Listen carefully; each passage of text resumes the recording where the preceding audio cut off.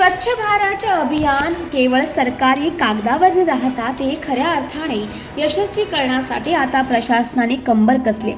केवळ डस्टबिन ठेवल्याने किंवा रस्ते झाडल्याने शहर स्वच्छ होत नाही, तर त्यासाठी नागरिकांचा सहभाग अनिवार्य आहे. नेमकी हीच गरज ओळखून वसई विरार शहर महानगरपालिकेने प्रशासनाने आता एका महत्त्वपूर्ण विशेष एजन्सीची नियुक्ती करण्याचा निर्णय घेतलाय. स्वच्छतेचा बदल हा लोकांच्या मानसिकतेतून सुरू होतो. यासाठीच नागरिकांना प्रशासनासोबत जोडले जाईल. जनजागृती करण्यासाठी एका अनुभवी व्यावसायिक एजन्सीची मदत घेतली जाणार आहे. ही एजन्सी पथनाट्ये, सोसायट्यांमधील बैठका, शाळा महाविद्यालयांमधील उपक्रम आणि सोशल मीडियाच्या माध्यमातून स्वच्छतेचे महत्त्व पटवून देईल.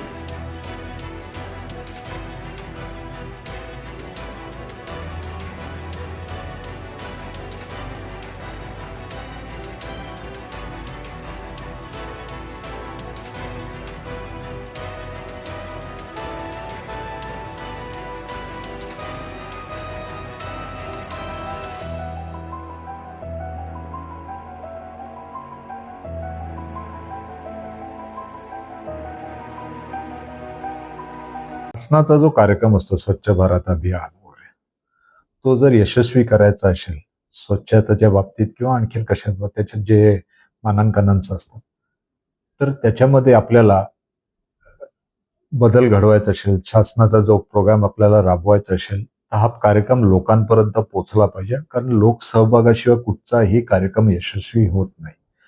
आपल्याला लोकसहभाग पाहिजे. त्या लोकसहभागातूनच आपल्याला हा कार्यक्रम यशस्वी पाहिजे. मग ते लोकांपर्यंत पोहोचण्यासाठी, लोकांना ती माहिती देण्यासाठी, कार्यक्रमाच्या लोकांमध्ये जनजागृती करण्यासाठी हा विषय सिरियसली घेण्यासाठी आपण एक एजन्सी अपॉइंट करतो, जी लोकांपर्यंत पोहोचेल.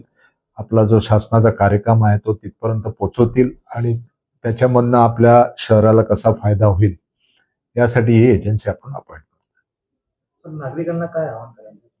नागरिकांना आव्हान एवढंच करेन का महापालिका म्हणजे लोकसहभाग, लोकसहभागातूनच हा कार्यक्रम यशस्वी होऊ शकतो. त्याच्यामध्ये लोकांनी या कार्यक्रमामध्ये सहभाग घ्यावा, स्वच्छ भारत अभियानामध्ये सहभाग घ्यावा आणि आपल्याच परिसरामध्ये कशी डेव्हलपमेंट होईल, कशी स्वच्छता राहील, कसं काय सर्व गोष्टीमध्ये इम्प्रूव्हमेंट येईल, यासाठी लोकांचा सहभाग आवश्यक आहे आणि तो लोक सहभाग घेतील अशी मला आशा आहे.